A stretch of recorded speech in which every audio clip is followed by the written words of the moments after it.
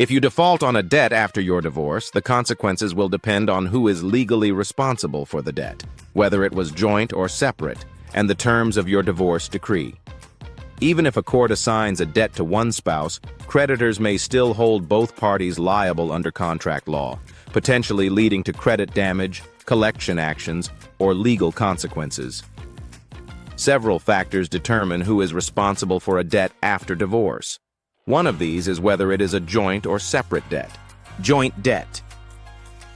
If both spouses signed for a loan or credit card during the marriage, they are both legally responsible for repayment, regardless of what the divorce decree states.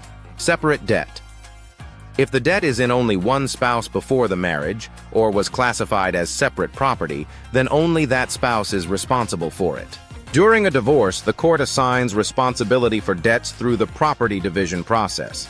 However, a divorce decree does not override the original contract with a lender. If the court orders your ex-spouse to pay a joint debt but fails to do so, the creditor can pursue you.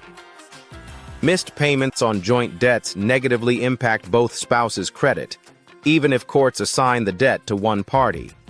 Even if the court orders your ex-spouse to pay a debt in the divorce, creditors can still hold you responsible for joint accounts. If they default, you may have to pay the debt or take legal action against them for violating the divorce decree. Defaulting on a secured debt, such as a car loan, can cause the lender to repossess the asset. If both spouses' names remain on the loan, defaulting can put both parties at risk of losing assets. If you are concerned about defaulting on a debt after divorce, there are many options to take into consideration.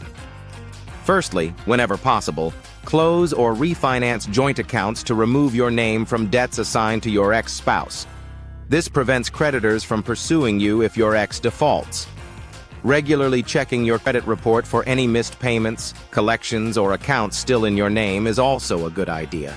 If you see errors, dispute them with the credit bureaus. Additionally, if you're struggling to pay a debt, try negotiating with the creditor for a reduced settlement amount, lower monthly payments, or a hardship plan or deferment. If your ex-spouse fails to pay a debt that the divorce decree assigns them, you may be able to file a motion for contempt. This asks the court to enforce the divorce decree and hold your ex accountable for non-payment. Request indemnification. Some divorce decrees include indemnity clauses, requiring one spouse to reimburse the other for debts assigned in the divorce.